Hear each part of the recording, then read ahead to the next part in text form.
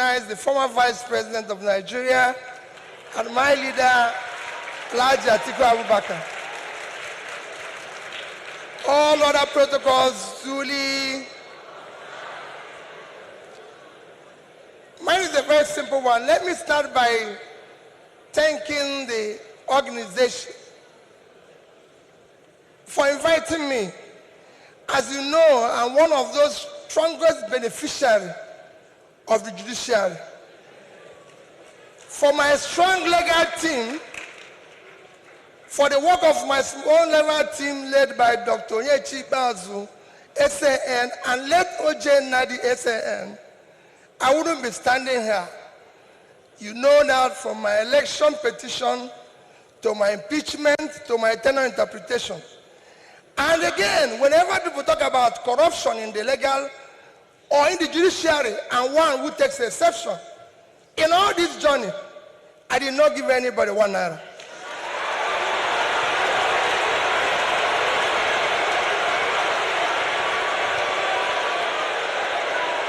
So for me,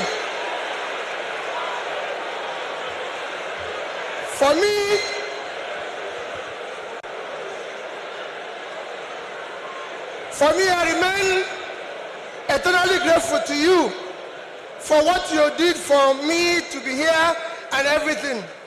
Our topic today is democratic transition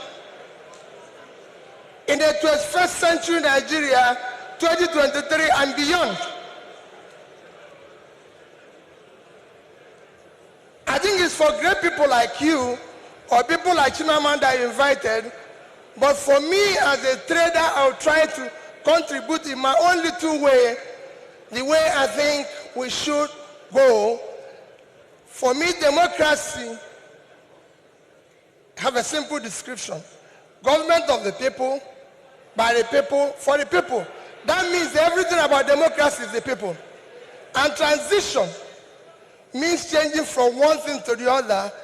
And for me, Nigeria needs urgent transition from being a highly insecure country to a secure country, from a disunited country to a united country, from corruption to a transparent country, from a country of lawlessness to a country of law and order.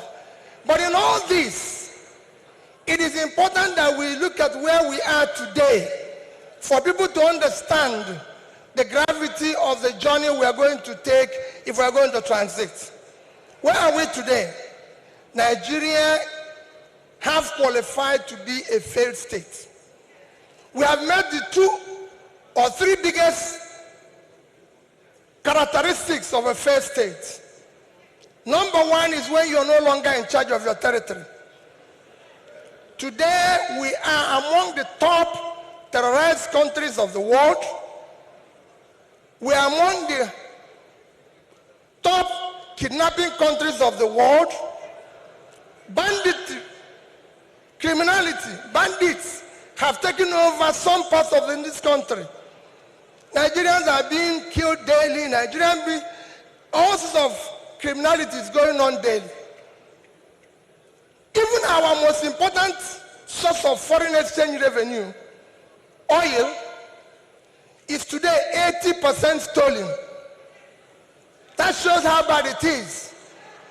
We are the only country, apart from Venezuela, who we know is their own is because of sanctions, that is not meeting up its OPEC quota. Every other country is begging for increase, but Nigeria is not meeting up its own. And you wouldn't believe the quantity that is missing. In July alone, our total average, our quota is 1.8 million. In July, our total average was 1,083,000 barrels a day. That means that in July, we lost 707,000 barrels per day. If you multiply that by 31 days, it will give you 22,227,000 barrels of oil that we lost. This is a country that needs dollar. If you sell it, if you sell that oil, if you sell the quantity we lost, this is July alone. If you sell it at the average price of $110, it will give you $2,450,000,000, which at our rate of exchange of 550, you lost.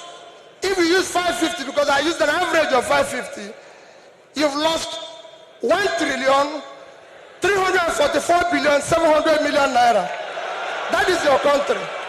That's what you lost in 1 month because of stealing. It is important that we know this. Number two item to show that we are failed state is that you are no longer in control of your economy. Your economy today, we have an economy where we have over 100 million people living in poverty. Your unemployment is one of the worst in the world because you have a combined unemployment of 50%, unemployment and unemployment. Out of 200 million Nigerians, 60% is supposed to be working.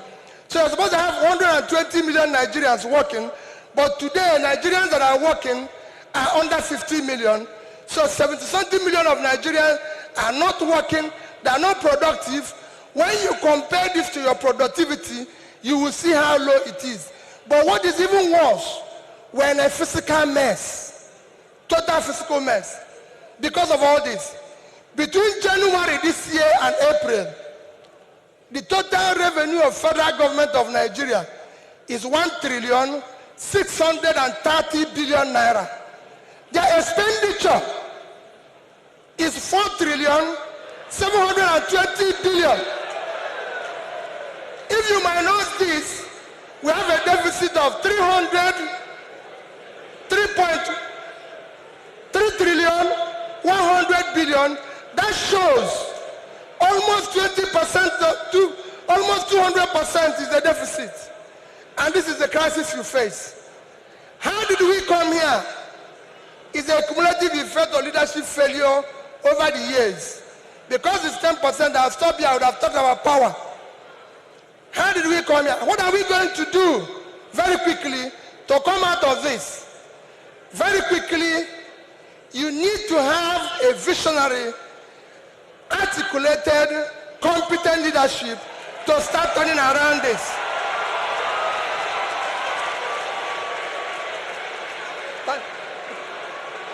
So next year,